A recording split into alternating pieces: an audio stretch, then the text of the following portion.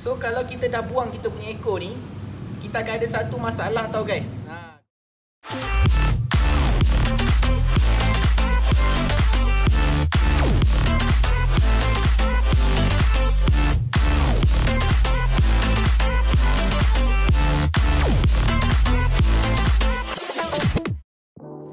Hello guys, kembali lagi dengan Pakcik dalam video DIY dekat kita punya motor RS. Jadi first kali guys, sebelum kita start kita punya kerja hari ni, apa yang Pakcik nak ucapkan adalah selamat berpuasa kepada korang. Puasa penuh-penuh, jangan tak puasa. Seumur hidup Pakcik, ini adalah kali pertama lah yang kita kena berpuasa tanpa bazar Ramadan, tanpa solat tarawih, tanpa semua yang biasa-biasa kita buat waktu puasa, tapi kita tak boleh nak buat tahun ni. Dan yang paling special sekali tahun ni adalah sebelum syaitan-syaitan semua kena kurung, kita semua dah kena kurung awal-awal. Jadi Pakcik harap korang semua tabah dengan menghadapi bulan puasa yang special untuk kita tahun ni. Semoga kita semua dapat menunaikan ibadah puasa yang diterima oleh Allah Subhanahu Wa Taala. Okay, so kepada korang-korang yang beragama lain, tak apa, korang teruskan je hidup korang macam biasa. Mesti korang pun rasa sedih sebab tak dapat nak makan makanan bazar yang sedap-sedap banyak-banyak tu kan. Tapi tak apa, kita terpaksa terima sebab tahun ni special lain daripada yang lain, dan kemungkinan kita punya raya tahun ni pun special. Pakcik tak rasa kita boleh raya yang macam kita biasa buat sebelum ni lah. Jadi cukup kita punya cerita pasal puasa. Kita akan start dengan kerja kita. Macam yang korang dah tengok minggu lepas, Pakcik dah buang Pakcik punya ekor ataupun fender kat belakang ni. Jadi Pakcik dah buat dia jadi fenderless. Pakcik just pasang kita punya nombor plate bracket. Jadi untuk korang yang belum tengok lagi video minggu lepas tu, korang boleh tengok. Link semua ada dekat bawah, ataupun korang juga boleh tunggu dekat ujung video, nanti akan ada link untuk tengok balik video yang sebelum ni. Jadi macam yang Pakcik dah cakap dah sebelum ni, bila kita dah buat kita punya ekor ni jadi fenderless ataupun jadi motor Caprix punya style ni, kita akan ada satu masalah, iaitu kita bila lalu jalan basah ataupun kalau kita jalan pada waktu hujan, dia punya air daripada percikan tayar akan boleh naik sampai ke baju korang, ataupun dia akan menyusahkan orang yang follow dekat belakang korang. Dia akan percikkan semua air dekat orang-orang kat belakang lah. Jadi kita tak nak menyusahkan orang, dan kita juga tak nak kena maki. Jadi inilah apa yang kita akan pasang hari ni, iaitu hari ni Pakcik akan pasang splash guard. So sebelum Pakcik nak tunjuk apa yang Pakcik dah beli untuk video kali ni, kita punya splash guard untuk motor ni ada banyak jenis. Kita ada yang jenis 2 pemegang, ada yang 1 pemegang, ada yang bentuk bulat, bentuk tajam-tajam, bentuk corak-corak, macam-macam. Kita ada macam-macam jenis splash guard. So korang rasa apa splash guard yang Pakcik pilih untuk motor Pakcik? Jom kita tengok apa barang dia. Tada! Ni dia barang yang Pakcik dah beli, brand Sharp Power. Tak tahulah power ke tak tu kan. So inilah dia rupa kita punya splash guard yang Pakcik dah pilih. Splash guard bentuk macam ni. So dia macam jahat sikit lah, gangster sikit lah bentuk dia kan. So kita akan pasang, ni dia punya bracket. Ada macam-macam bracket ni, Pakcik pun tak tahu lagi macam mana pasang dia. So nanti kita sama-sama akan tengok lah macam mana. So macam yang korang tengok kat sini, bracket yang Pakcik akan guna ni, dia akan pegang sebelah je dekat arm. So macam ni lah, macam ni. Macam lah, contoh lah Pakcik just pegang je. Macam tu. So kita akan letak dekat sebelah je tayar, and nanti dia akan nampak lebih kemas lah. And yang nampak lubang ni nanti dia akan ada tutup lah. Ni dia akan tutup, tunjuk dia punya brand. Macam tu. So kenapa Pakcik pilih untuk pakai splash guard yang dia punya pegang dia punya kaki dia ada sebelah je? Sebab Pakcik rasa bila dia ada dua-dua belah, dia nampak macam terlampau busy dia situ, macam serabut sangat banyak benda, and dia nanti macam akan lebih senang kotor dekat bahagian yang rantai tu bila dia kena percik dengan kita punya lubricant rantai. Jadi sebab tu Pakcik pilih untuk ambil yang dia punya pemegang dia atau kaki splash guard ni sebelah je. Tapi dia ada satu masalah bila kita pakai sebelah je dia punya kaki splash guard ni. Apa yang Pakcik rasa lah, kemungkinan besar dia punya kestabilan dia atau kekuatan dia tu kurang sikit berbanding dengan pegang dua kaki. So macam kalau pegang dua kaki dia memang dah stable macam tu kan. So bila sebelah, so maybe dia macam kalau kita goyang-goyang dia senang bergerak kot. Tapi kita akan tengok nanti macam mana. Kita akan cuba buat seketat yang boleh. So tanpa buang masa, jomlah kita tengok apa barang-barang yang akan kita perlukan untuk pasang benda ni dan macam mana cara untuk pasang. Okay guys, jom. Okay guys, so ni je barang-barang yang kita perlukan untuk kita pasang kita punya splash guard dekat kita punya motor RS. Yang ni kita perlukan spanner saiz 14 dengan 19 untuk buka kita punya nut dekat kita punya arm tu untuk kita masukkan kita punya splash guard tu nanti. Lepas tu kita juga perlukan ni semua ni untuk kita pasang untuk kita assemble kita punya splash guard tu lah. Sebab dia sampai tadi kalau macam korang tengok dalam kotak tadi dia pre-assemble. So pakcik akan kena pasang-pasang dulu, lepas tu baru boleh pasang dekat motor. Okay, so ni dia alat-alat yang kita perlukan. Kita perlukan screwdriver, kita juga perlukan Allen key saiz 5 rasanya kalau tak salah pakcik. And lepas tu kita juga perlukan spanner lagi. Kita perlukan untuk ketatkan nut saiz 10 dengan saiz 13. So ni dia kita punya barang-barang untuk kerja kita hari ni. So tanpa buang masa, jom kita mulakan kerja kita untuk membuatkan motor kita lebih gangster. So guys, jom sebelum kita pasang dekat kita punya motor, kita akan cuba untuk assemble dulu barang-barang yang kita dapat untuk kita punya splash guard ni. Pakcik harap dia tak terlampau complicated.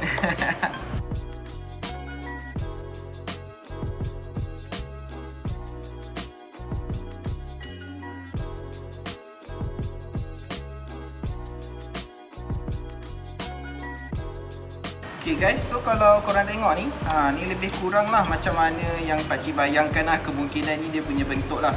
So ni akan pasang dekat arm, dia akan ke belakang. So ni nanti kita boleh adjust.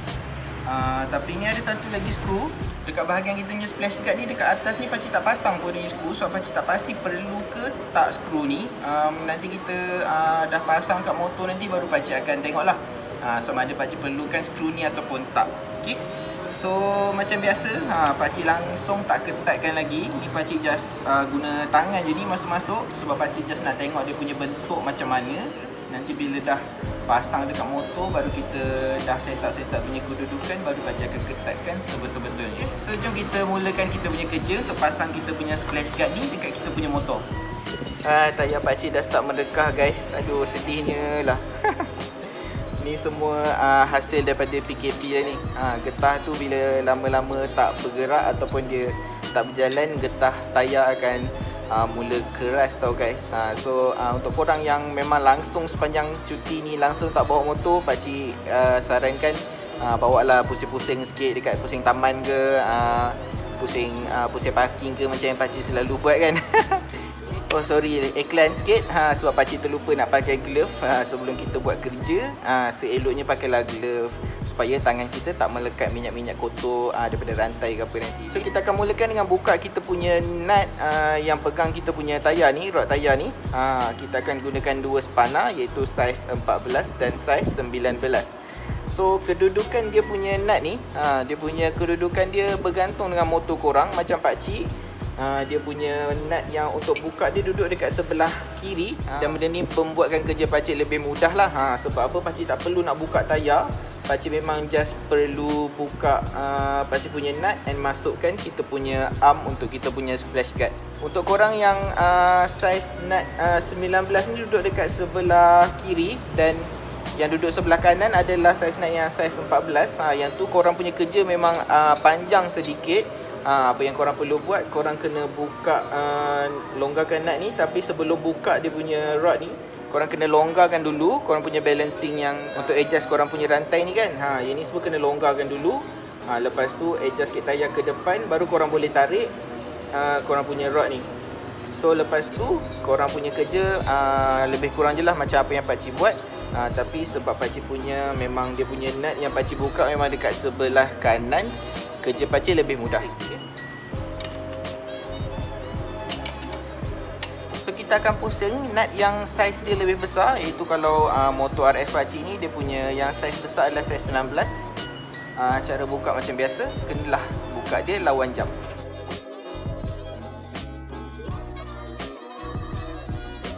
so bila kita dah buka kita punya nut tu, apa lagi? Kita just ambil je kita punya splash guard ni dan masukkan je lubang dia dekat situ. Okay, so lebih kurang macam ni kedudukan dia. So bila korang pasang korang punya arm untuk splash guard ni, pastikan korang punya lubang untuk korang nak tengok nak adjust korang punya rantai tu still boleh nampak guys. Kalau korang tertutup contohlah macam ni kalau korang pasang macam ni korang tak nampak, nanti korang akan ada masalah bila korang nak adjust korang punya rantai. Okay, so pastikan korang letak dia ngam-ngam je bagi nampak ada lubang untuk korang punya rantai tu. Okay, so dia jangan bagi terlampau jauh ke dalam, jangan terlampau jauh ke luar. Okay, so selepas tu kita boleh pasang balik kita punya nut ni. So sebelum pakcik ketatkan dia, pakcik kena pasang ketatkan dulu pakcik punya nut-nut yang lain ni and dapatkan kedudukan yang terbaik untuk pakcik punya kedudukan tayar. Lepas tu baru kita akan ketatkan kita punya nut tayar ni. Okay guys.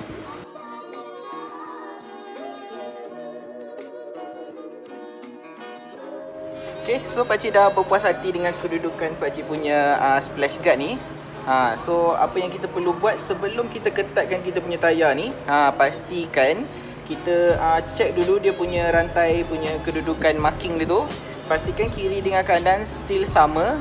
Kalau tak sama korang kena adjust lah korang punya rantai.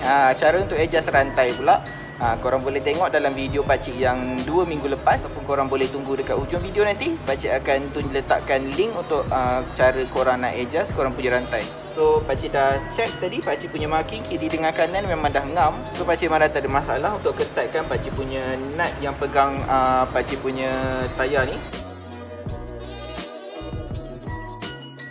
So inilah rupa dia bila dah pasang dekat kita punya tayar. Dia memang sebelah je dia punya arm, sebelah lagi nampak lebih kemas lah, kosong je. So kalau kita tengok daripada sebelah kiri, dia nampak macam floating lah. So pakcik tak nak dia terlampau dekat. So dekat sini guys, tadi yang kita pasang tadi kan, kalau korang tengok dekat sini kena hati-hati sikit. Kena pastikan dia memang selamat daripada korang punya tayar. Kalau korang tengok ni pakcik punya ni, dia memang agak rapat, tapi okey. Still ada jarak, so pakcik rasa sepatutnya okey lah. So dekat situ korang kena hati-hati. So guys, macam yang pakcik tunjuk tadi, dalam kotak yang kita beli splash guard ni, dia ada bagi ni ini macam penutup untuk tutup dekat kita punya lubang yang pasang skru ni kan. Tapi masalahnya adalah tak boleh masuk guys. Sebab apa? Dia punya bracket yang dekat belakang ni dia dah tutup lubang ni. So dia tak boleh nak masuk dalam lubang tu. So pakcik pun tak tahu macam mana sebenarnya. Nanti pakcik akan cuba tengok lagi. Tapi setahu pakcik ini macam dah kedudukan yang terbaik lah. Dah tak ada cara lain dah yang pakcik tahulah. Macam yang pakcik bagi tahu dalam video minggu lepas, pakcik still lagi mencari tempat untuk buat kita punya nombor plate. Sebab apa pakcik punya nombor plate tu dah retak-retak. So pakcik memang nak tukar.